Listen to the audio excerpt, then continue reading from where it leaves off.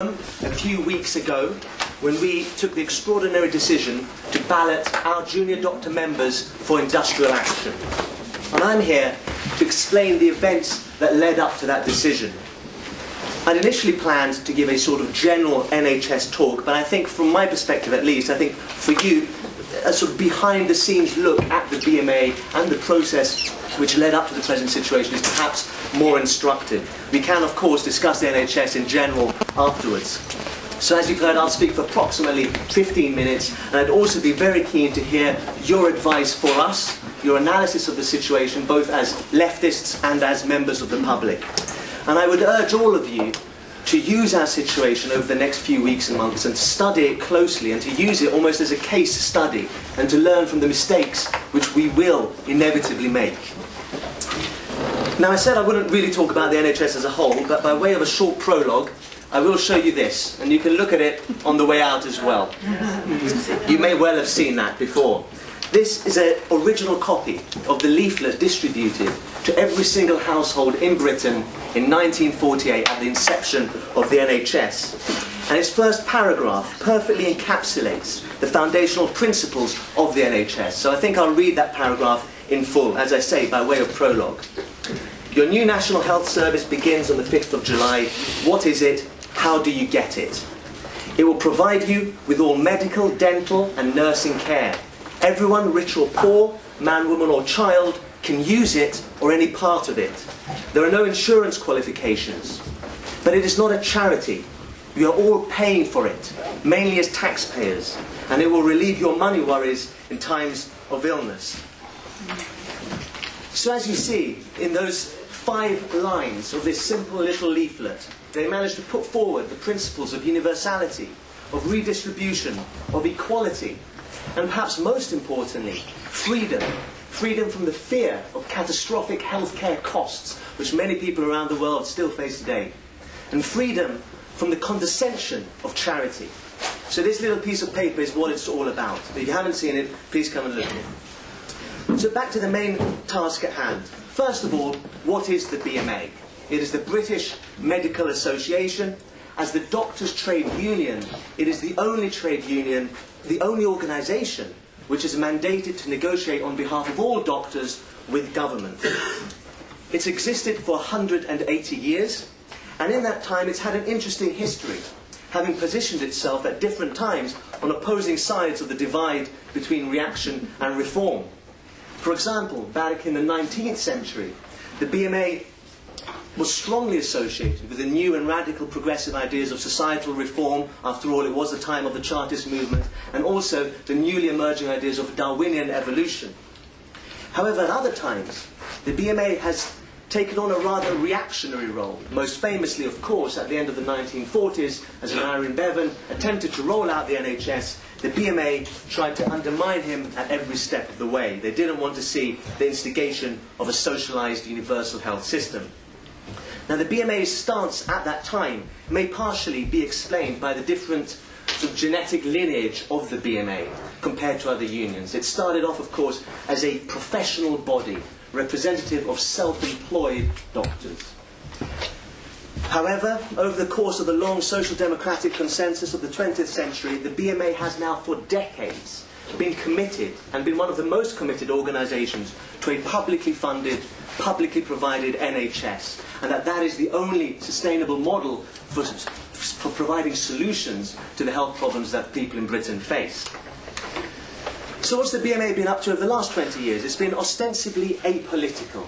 It's been doing some very good work on a public health level, doing some very good research. It's been looking after the interests of its members on a day-to-day basis. And in the late 90s, it negotiated successfully better terms and conditions. However, especially in the past, it was largely run by careerists who sought to avoid a significant confrontation with both the new Labour government and the coalition government. It's not a union that's affiliated to the Labour Party. It's always attempted to maintain its isolation from other trade unions. But that is changing. Over the last few years, annually at conference, the BMA has been passing with overwhelming majorities motions against neoliberal economic policies, motions against inequalities in health, against cuts. but it has been systematically unwilling to robustly challenge the government and hold it to account. Things are also changing on this front, as is evident. On Saturday, the 26th of September, in the wake of the government's decision to impose a new contract upon us, we decided to ballot for industrial action. And this was a unanimous decision.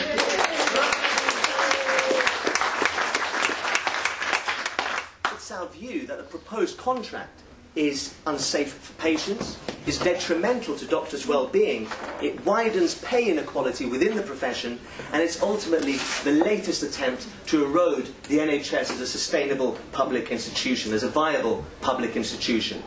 So how did we get to this point? Of course, the contract dispute didn't arise out of the blue. It didn't arise out of thin air. Back in 2012, the coalition government successfully pushed through its pernicious Health and Social Care Act. The Health and Social Care Act, of course, merits its own talk, and we may well hear about it from other speakers here or from contributions from the audience. But to summarise its core features, it ended the Secretary of State's legal duty to provide a comprehensive health service in England. It deepened existing market mechanisms within the NHS, and it opened up the NHS to external private providers of healthcare. All of this, of course, occurring at the same time as the biggest squeeze on NHS funds in its history. Now, the NHS is by a wide margin the biggest employer in the country, with 1.4 million employees. It's also one of the biggest employers in the world. I think it's in the top 5. And the Department of Health is therefore one of the biggest branches of government in terms of funding. So, of course, in the name of austerity, the government is compelled to push through its so-called reforms. As a result, the majority of NHS foundation trusts are now in deficit. A normal day on the hospital ward often resembles a crisis. There is a critical shortage of beds. We're seeing more and more delays in ambulance response times, and safe staffing levels on the wards have been hit. Now, the Health and Social Care Act passed for 2 reasons, and we should and I think it's important that we state 2 of those reasons, again, just for the public record. The first of those reasons is the complicity of the Liberal Democrats at the time, and as it passed through Parliament. They were crucial to getting that legislation through. And secondly, also, the second reason is the decision by the cowardly BMA leadership at the time to critically engage with the process rather than opposing it from the outset. So fresh from that victory, the then coalition government then decided that it wanted to reform doctors' contracts and the contracts of all other health workers too. Nurses, physiotherapists, radiographers, healthcare assistants. And again, this bears repeating. If NHS trusts are to remain financially viable within the constraints of austerity, then the government has to come after our pay and conditions. Doctors' pay and conditions, nurses' pay and conditions. But back in 2013, in October 2013, our BMA negotiating team embarked on talks with government in good faith. The BMA tried to improve the current contract. It tried to put patient safety at the heart of the contract, to improve the opportunities for postgraduate education for doctors, to achieve a decent work-life balance for doctors and fair remuneration for the work that we do. But with systematic bad faith, the government systematically reneged on its initial promises. It reneged on all of its key promises, the most important one being the refusal to enshrine safeguards around safe working hours and safe working patterns within the letter of the contract. The government would rather that that there are no safeguards and that individual trusts voluntarily adhere to best practice. The government also proposed and is sticking to an extension of what is classified as standard working hours. And this is something that they're looking to roll across not only the medical profession, but also other healthcare worker professions, as well as elsewhere in the public sector.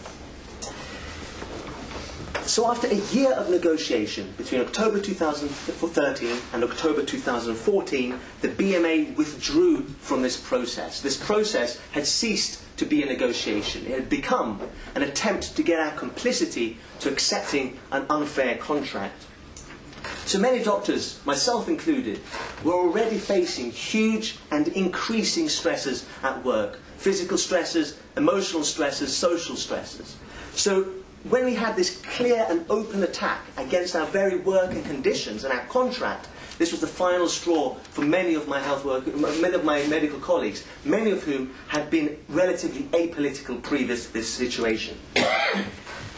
So when talks collapsed in October 2014, what happened then? The government referred to the whole situation to the DDRBE, and you may have heard about that in the media. The DDRBE stands for the Doctors and Dentists Review Body. It's a pay recommendation body ostensibly independent from government, at arm's length from government. And it was mandated to come up with a view on what our junior doctors' contract should look like in the future. Now, it didn't escape our attention in the BMA that it was quite an odd move for the government to refer this situation to the DDRBE, because only a few months before they had ignored the DDRBE's recommendation for a 1% pay rise for the medical profession. Now, one possible explanation for this move is that the government was looking to buy time. It was looking to put off a confrontation with the medical profession in the run-up to the general election. As you can see, such a confrontation has a real potential to turn very nasty, both for the government and for ourselves, actually. So after the general election, the Conservative government moved swiftly. As you know, one of its first acts was to initiate the passage of the Trade Union Bill through Parliament, and in July, on the same week, I believe, as the Trade Union Bill's introduction to Parliament, the DDRBE report was published. And on every point, the DDRBE endorsed the government's view and rejected the view of most of the medical profession and the BMA.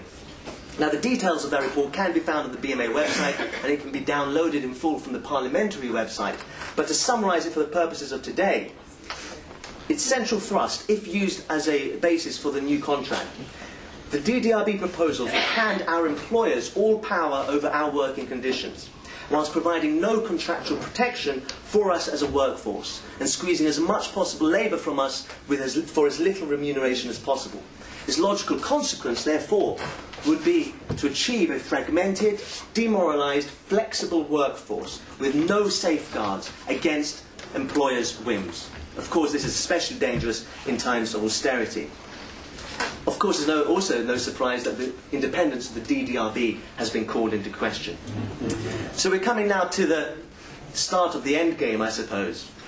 In the wake of the DDRBE report in July, the Secretary of State for Health, Jeremy Hunt, then asked us in the BMA whether we'd like to re-enter negotiations. And on the 13th of August, at our Junior Doctors Committee meeting, we voted overwhelmingly in favour of not re-entering negotiations. Now, the reasons are straightforward. There's a few, but the most important, I suppose, is this.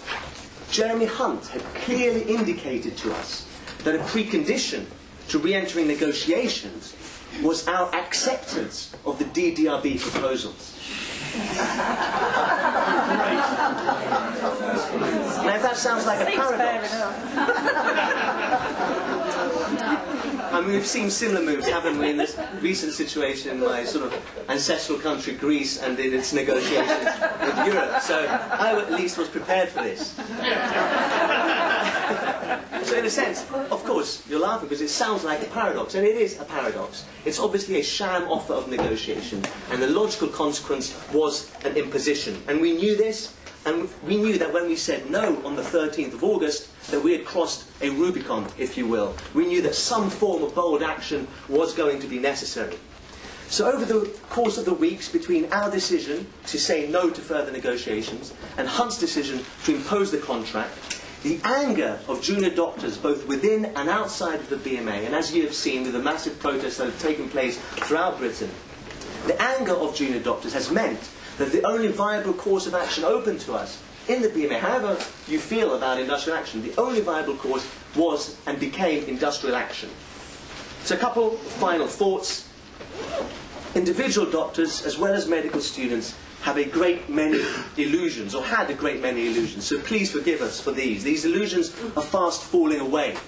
We sort of always consider ourselves as professionals with a capital P. But what many of us have failed to see is that over the last few decades especially, we are right now in the very process of being proletarianized. So we are coming to the realization that the only possibility of realizing a continued NHS over the next few decades and of realizing a fair contract for both doctors and other healthcare workers is if all the health unions work together in a committed and comprehensive way over the next few weeks, months and years. That's the only way we'll be able to